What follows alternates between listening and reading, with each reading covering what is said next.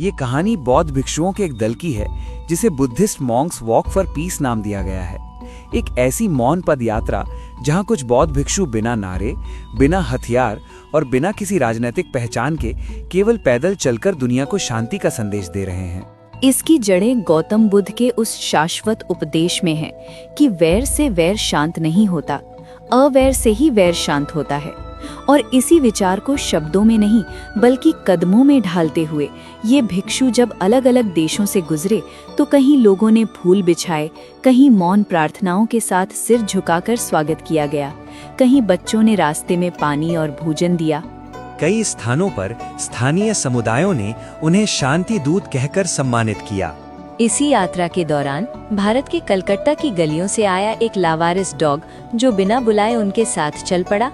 न उसे बांधा गया, न किसी लालच से रोका गया। फिर भी वो दिन, हफ्ते और रास्ते बदलने के बाद भी उनके साथ बना रहा।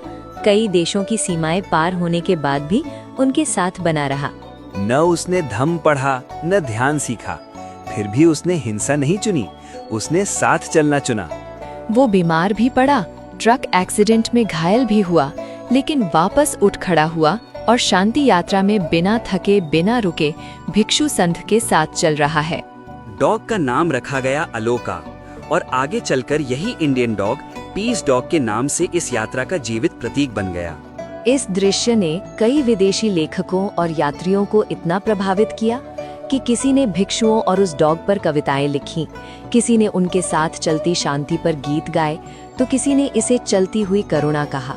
और इस तरह ये पदयात्रा केवल एक आध्यात्मिक धम्म यात्रा नहीं रही, बल्कि कला, कविता और संगीत के माध्यम से भी दुनिया को ये याद दिलाने लगी कि जब प्रेम, करुणा, मैत्री और शांति को एक बेजुबान जानवर पहचान सकता है तो इंसान क्यों नहीं।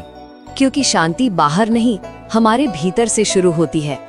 भिक्षु दल के साथ अलोका डॉग भी मानव जगत को ये संदेश दे रहा है कि वैर से वैर कभी शांत नहीं होता। प्रेम, करुणा और मैत्री से ही वैर मिटता है। भगवान बुद्ध कहते हैं, यही सदा से चला आ रहा प्रकृति का नियम है, यही सनातन सत्य है, यही धम्म है।